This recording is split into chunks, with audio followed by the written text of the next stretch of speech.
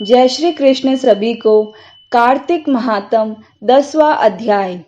राजा पृथु ने कहा, हे देवर्षि, आपको नमस्कार है। अब कृपा कर आप यह कहिए कि जिस समय भगवान शंकर ने माथे का तेज क्षीर सागर में डाल दिया उस समय क्या हुआ। नारद जी ने कहा, हे राजन, जब शंकर जी ने तेज क्षीर सागर में डाल दिया तो वह शीघ्र ही बालक होकर गंगा सागर के संगम पर बैठकर संसार को भय देने वाला रुदन करने लगा। उसके रुदन से समस्त संसार व्याकुल हो उठा। लोकपालों के मन में भी व्याकुलता हुई। अधिक कहने से क्या है, चराचर चलायमान हो गए। शंकर सुवन के रुदन से ब्रह्मांड व्याकुल हो गए।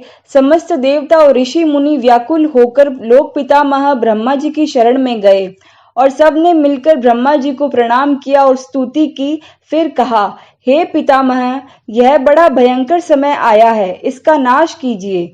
देवताओं की यह बात सुनकर ब्रह्मा जी सत्यलोक में उस बालक को देखने के लिए समुद्र तट पर आए।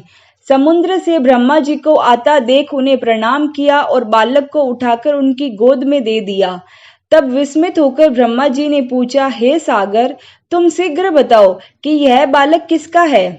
तब समुद्र ने कहा, हे प्रभु, यह तो मैं भी नहीं जानता, किंतु मुझे इतना अवश्य ज्ञात है कि यह गंगा सागर के संगम पर प्रकट हुआ है।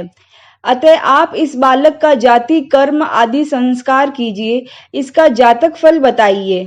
नारद जी कहते हैं कि इधर तो सागर ब्रह्मा जी से ऐसे कह रहा था, उधर सागर पुत्र भी ब्रह्मा जी के गले में हाथ डाल डाल कर बार बार उनको आकर्षण कर रहा था। अब तो उसने ब्रह्मा जी का गला जोर से पकड़ा कि वे पीड़ित हो नेत्रों से आंसू डालने लगे। किसी प्रकार उन्होंने अपने दोनों हाथों से जोर लगाकर गला छुड़वाया और सागर से कहा, सुनो, मैं तुम्हारे पुत्र को जातक फल कहता हूँ। मेरी आंखों से जो जल निकलता है, इस कारण इसका नाम जलंधर होगा। यह पैदा होने के साथ ही तरुण हो गया था। इससे यह सब शास्त्रों का पारंगत, महापराक्रमी, महावीर, जवान और रण दुर्गम तथा सभी दैत्यों पर पारंगत और भगवान विष्णु को जीतने वाला होगा। यह कहीं भी नहीं हारेगा। एक भगवान शंकर को छोड़कर सबसे अवस्थ होगा। जहां से यह उत्पन्न हुआ है फिर वहीं जाएगा। इसकी पत्नी बड़ी पतिव्रता, सौभाग्यशाली, सर्वांग सुंदरी, परम मनोहर, मृदु भाषिणी तथा शील की सागर होगी।